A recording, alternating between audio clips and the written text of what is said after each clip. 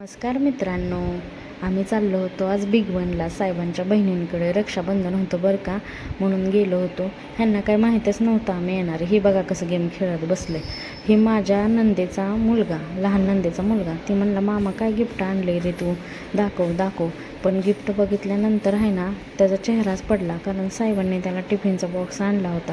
त्याला तर अजिबात शाळेत जायला आवडत नाही, टिफिनचा बॉक्स आणला होता.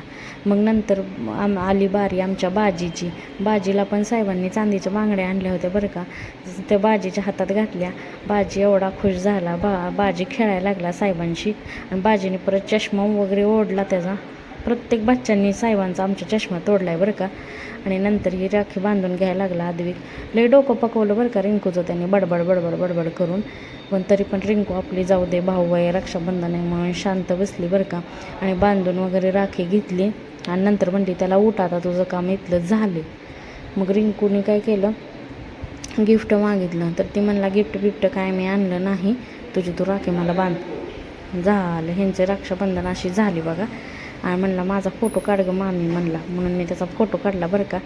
आणि किती वेळचं झालं, पाटावरनंच उठं ना की गडी, उठ उठ म्हणतोय तर उठच ना. आम्हाला राख्या बिक्या बांधायच्या होत्या, खाऊ घाल म्हणला. मग रिंकूने खाऊ घातलं. आणि नंतर आला हे माझ्या भावाचा विषय. हे माझ्या नंदेचे मोठे मिस्टर आहेत, त्यांना मी दरवर्षी राखी बांधते. मग ती म्हणले मी काय आणलं नाही तुला, मी तुला ऑनलाईन पैसे टाकतो. मी लगेच स्कॅनर दिला, लेट कशाला मग.